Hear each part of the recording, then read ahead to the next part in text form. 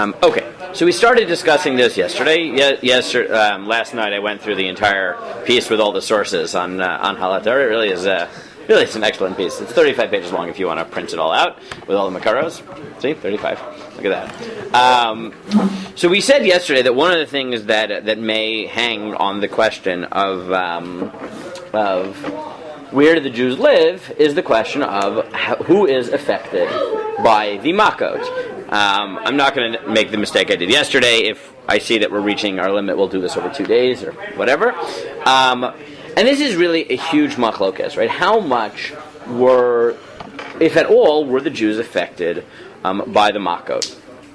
And toch kedei, the Mefarshim who weigh in on it provide rationales for what the purpose of the Makkot were, and therefore would it make sense for the Jews to be affected or not. So, growing up, I assume that you probably heard that the Jews were not affected at all, and this is the standard midrashic approach. Rashi quotes it, but it's in Shemot Rabbah, it's in Bamidbar Rabbah, it's in the Tanchuma, meaning all the midrashic traditions basically go in this direction.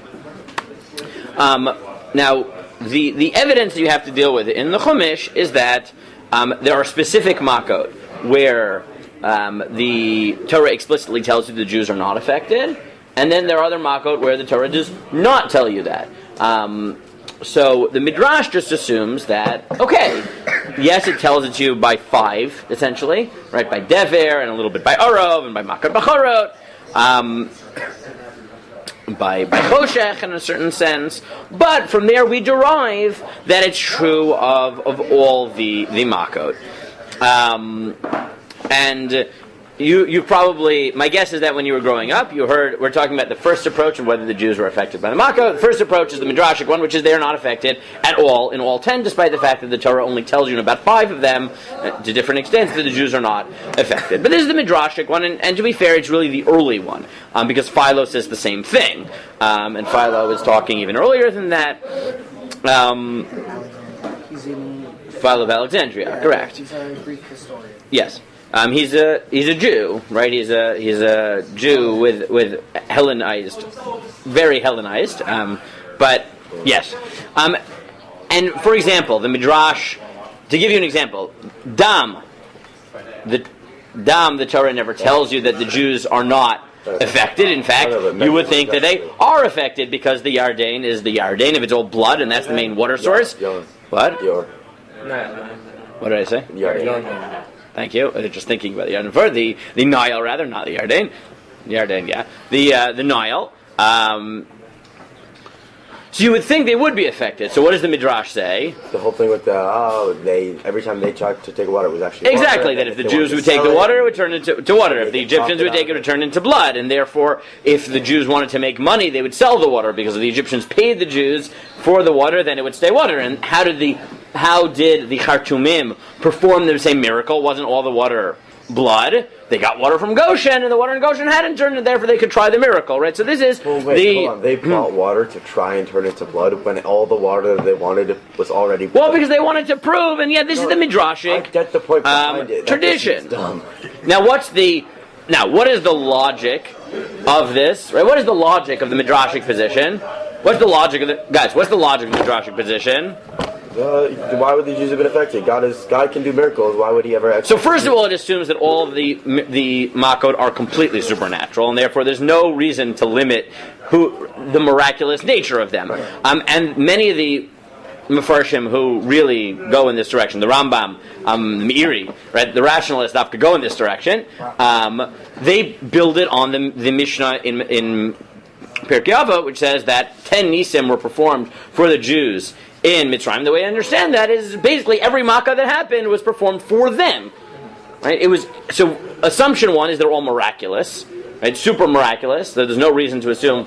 And second is that it's for them, right? It seems like that's the miracle. Like the dumb part is correct. Correct. So second is that it's for them, right? Meaning the miracle is that you're protecting the Jews. You're doing this for the Jews. So why should they been affected? And the Radbaz goes farther, and he says that the whole point is the message of the Makkot is to tell Paro, you have to let the Jews go.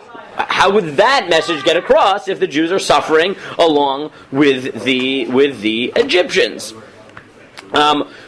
Philo takes it slightly differently and says that it's also meant to teach Mitzrayim that the Jews are deserving of being saved, not just that God is there for them. I'll read you Philo, right? Such then were the afflictions, not in the Greek, such then were the afflictions and punishments by which Egypt was corrected, not one of which ever touched the Hebrews, although they were dwelling in the same cities and villages and even houses as the Egyptians, and touching the same earth and water and air and fire, which are all component parts of nature, which is impossible to escape from. And this is the most extraordinary and almost incredible thing, that by the very same events happening in the same place, and at the same time one people was destroyed and the other people was preserved. The river was changed into blood, but not to the Hebrews. For these, when these latter went to draw water from it, underwent another change and became drinkable. Right? So this Midrashic tradition apparently is floating around. It's not just in Chazal. It's that whole, this is a very early tradition.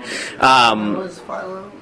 Philo is, what century is he? It's first or second, I think, right? Philo of Alexandria. I'll get you his exact dates. Philo is 25 BC. Sorry, the first century before. Born 25? Yeah. Yeah, so he was writing around the first century. Did he live to see the Churban? Did he? Doubtful. No, I don't think 90 so. years. That'll be 85 years. I don't know if he did. And then he goes on.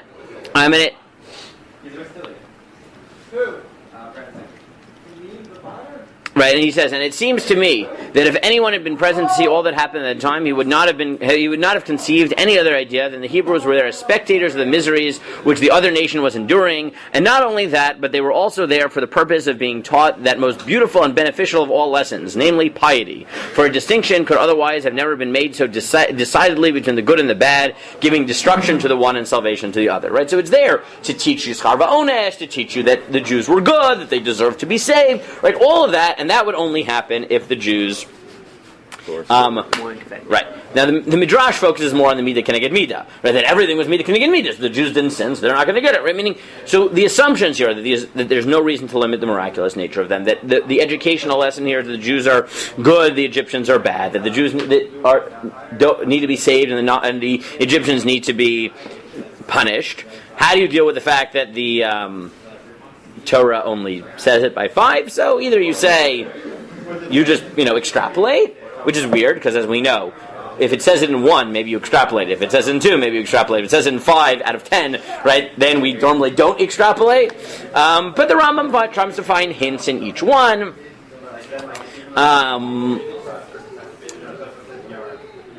And again, there are problems with this. Not only is it that it's mentioned by 5, but that in 3 of them, Moshe actually tells Paro the Jews won't be affected, which makes it sound like in the other ones they will be affected, and you do have to explain that. And another thing you have to explain is that in a lot of the cases where the Torah explicitly distinguishes, it doesn't say for the Jews, it says that it's about Goshen. Right? So, for example, by Arov it said V'hifleiti and Eretz Goshen. Goshen will be different, which implies that it's the place rather than the people. And if going back to the question of where are Jews living and etc., this gets complicated. But this is possibility 1, is that Jews are not affected at all. Kihuzeh. Okay? A closely related one, I think we're going to have to do this over 2 days, so let's do possibility 2. Possibility 2 is also that there's a sharp distinction, but admittedly it's not Jews and non-Jews, it's Goshen, and not Goshen for the most part. That's possibility 2. And this is the position taken by some of the Balei Tosfot and Moshe V'skenim, taken by Shadal. And again, yesterday I actually checked all these sources. I read through all of them, so I'm not just taking Alatar's word for it, but they organize it really well, and I would suggest that you take the 45 minutes, an hour. How long it takes you to read 35 pages? I don't know. 10 minutes, whatever. Longer than 45 minutes to an hour. 10 minutes. It's crazy. Okay, it took me more like 10, 15 minutes, but whatever, but fine. I was going to say, were you reading them, or were you looking at the headlines? No, I read through this. I put it in a PDF, and it was a 35-page PDF, and I went through it. It was great. It was wonderful. 10 minutes? 15 maybe. I read through. I read quickly. Anyways, what? You learn how to do that in YU?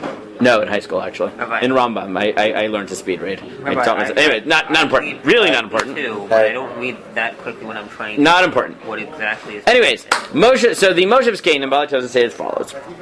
And Shadal says this, and the Alatar is correct here, that Shadal admits, right? Every time he says this, he like apologizes for it. And he's like, Pshat tells me, he's like, I have to admit that the Pshat seems like it's mostly about Goshen versus Mitzrayim. And therefore, it is possible that Egyptians who were living in Goshen, again, going back to what we talked about yesterday, were in fact saved from these, and Jews who were living in other places were not. This is so there's a few reasons for this. One is obviously that even when you hear the distinction, often it talks about Goshen and not. That would point in that direction. Part of it is also that, if you think there's in any sense a naturalistic element to these, so distinguishing based on geography makes more sense. It brings it a little bit more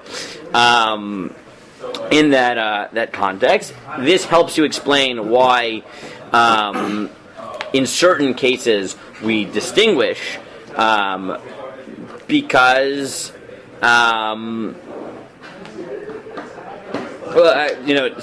get back to this. Now, they still have to explain why it's only true of certain Makkot that the Torah says it, because the Torah, right, according to them, it's true of all of the Makkot.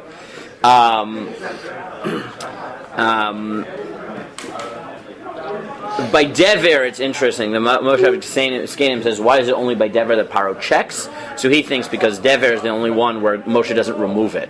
Right? There's no removal, just things stop dying. So it's passive, and that's why he has to check. But really, it's true of all of them. Now, Check what? Whether it happened, whether it affected the Jews. But basically, the second approach is to say, yeah, look, it's really about b'moshvotam, right? It's really about where the Jews live.